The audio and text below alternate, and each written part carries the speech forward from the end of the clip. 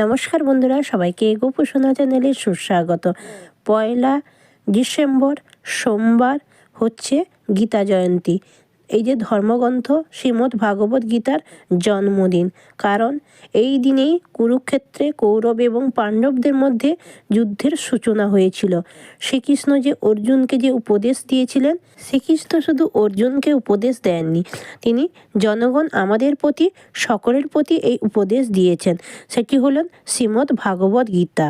মহারাজ যুধিষ্ঠির প্রশ্নের উত্তরে শ্রীকৃষ্ণ বলছেন, অঘ্রাণ মাসের শুক্লপক্ষে একাদশীর নাম হলো মোক্ষদা একাদশী। এই দিন তুলসী মঞ্জুরির দ্বারা শ্রীকৃষ্ণ শ্রীহরির পুজো করা একান্ত উচিত। করলে এই ব্রতের পালনে বাজপেয় যজ্ঞে ফল লাভ করা যায়। চম্পকনগরের রাজা বৈ খান সকল সদ্গুণের অধিকারী ছিলেন। একদিন রাত্রিতে রাজা স্বপ্ন দেখলেন তার পিতৃদেব নরকে পতিত রয়েছেন। তখন রাজা মহা চিন্তায় পড়লেন, কেমন করে পিতাকে উদ্ধার করবেন। বেদজ্ঞ ব্রাহ্মণদের জিজ্ঞাসা করলেন, কিন্তু ওনারা কেউ উত্তর দিতে পারলেন না। তখন বনের মধ্যে থাকেন ত্রিকালজ্ঞ মুনি পর্বত। তার কাছে গিয়ে রাজা পণ্ডিতদেরকে নিয়ে তাকে প্রণাম করে মুনিকে দিয়ে বিষয়টা জানালেন, স্বপ্নের কথাটা।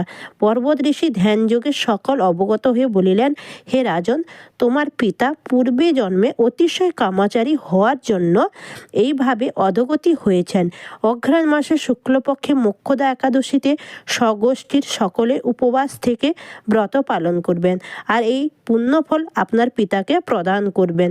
এ মুনির কাছে ব্রতের বিধান অবগত হয়ে রাজা স্বগোষ্ঠী এবং আত্মীয় স্বজনকে নিয়ে মোক্ষদা একাদশী ব্রত পালন করে সকলেই ব্রতের ফল পিতাকে অর্পণ করলেন। তখন স্বর্গ থেকে পুষ্পবৃষ্টি হলো।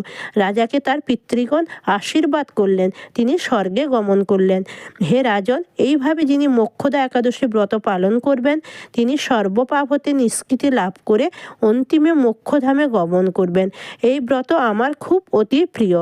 এই ব্রতের কত পুণ্য তা আমার জানা নেই। এই ব্রত পাঠ বা শ্রবণে বাজপেয় যজ্ঞের ফল লাভ করা যায়।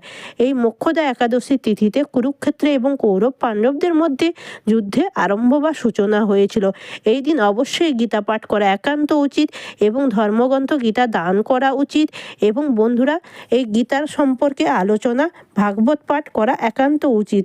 বেশি বেশি হরিনাম মহামন্ত্র জপ করা, সাধুসঙ্গ করা একেবারে উচিত বন্ধুরা।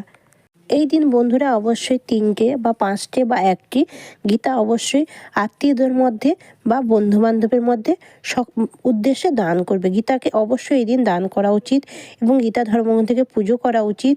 এবং বন্ধুরা অবশ্যই গীতা পাঠ অবশ্যই করা উচিত, না পারলে 1 অধ্যায়, এবং গীতা